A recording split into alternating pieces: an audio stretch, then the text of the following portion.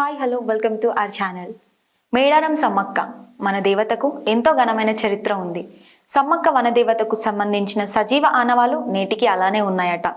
ఆ ఆనవాలు ఎక్కడ ఉన్నాయి? సమ్మక్క తల్లి ఎక్కడ జన్మించింది? ఆ జన్మించిన ప్రాంతాన్ని వదిలేసి ఎక్కడికి వలస వెళ్ళింది? ఇవన్నీ తెలియాలంటే ఈ వీడియోని పూర్తిగా చూడండి. మన దేవతకు ఎంతో ఘనమైన చరిత్ర ఉంది. అనేక మంది అనేక విధాలుగా సమ్మక్క చరిత్రను చెప్పుకుంటూ ఉంటారు. సమ్మక్క సారలమ్మ వనదేవతలపై అనేక జానపద గేయాలు, సినీ గేయాలు వచ్చాయి. కానీ సమ్మక్క దేవత చరిత్రకు సంబంధించిన సజీవ ఆనవాలు నేటికి ఉన్నాయంట. మరి ఆ ఆనవాలు ఎక్కడ ఉన్నాయి? సమ్మక్క తల్లి ఎక్కడ జన్మించింది? జన్మించిన ప్రాంతాన్ని వదిలేసి సమ్మక్క దేవత ఎక్కడికి వలస వెళ్ళింది? ఈ వీడియోలో చూసి తెలుసుకుందాం. ఈ అన్ని ప్రశ్నలకు సమాధానాలు దొరకాలంటే ఐలాపూర్ దట్టమైన అడవి ప్రాంతానికి వెళ్లాల్సిందే. ఈ దట్టమైన అడవిలో సమ్మక్క సారక్క తల్లి ఆనవాలు నేటికి ఉన్నాయట.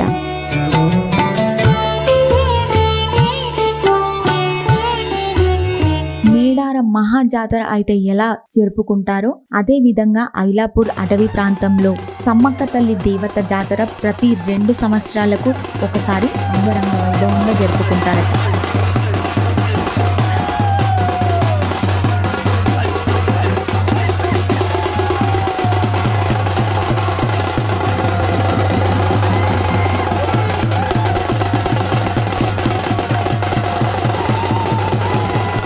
ఈ ప్రాంతంలోనే సమ్మక్క తల్లి ఆడుకోవడం, పులితో సంచరించడం లాంటి చరిత్ర ఆనవాళ్లు ఉన్నాయని ఇక్కడి గిరిజనులు నమ్ముతారు. మేడారం మినీ జాతర సమయంలోనే ఐలాపూర్ జాతర మొదలవుతుంది. ఈ జాతరకు 3 నుంచి 4 లక్షల మంది హాజరవుతారని ఐలాపూర్ దేవాలయం ప్రధాన పూజారులు చెబుతున్నారు. ఫిబ్రవరి 1వ తారీఖు బుధవారం రోజు సార్వాయి గ్రామం నుంచి సారలమ్మ దేవతను పూజారులు గద్దెపైకి తీసుకొస్తారు. ఫిబ్రవరి 2వ తారీఖు గురువారం రోజున సమ్మక్క దేవతను గద్దెపైకి తీసుకొస్తారు. ఫిబ్రవరి 3వ తారీఖు శుక్రవారం రోజున సమ్మక్క సారలమ్మ దేవతలకు భక్తులు మొక్కులు చెల్లిస్తారు. ఫిబ్రవరి 4వ తేదీన శనివారం రోజున సమ్మక్క సారక్క దేవతలు తిరిగి వనప్రవేశం చేస్తారు.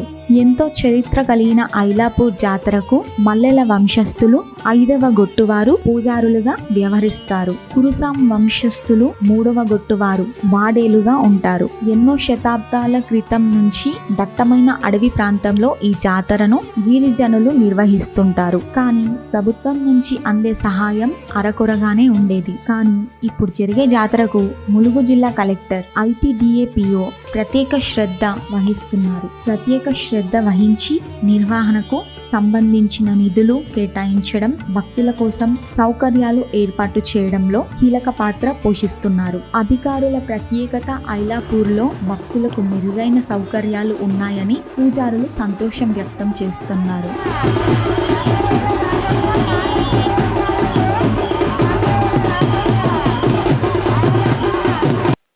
ఇలాంటి మరెన్నో వీడియోల కోసం మా ఛానల్ని సబ్స్క్రైబ్ చేసుకోండి.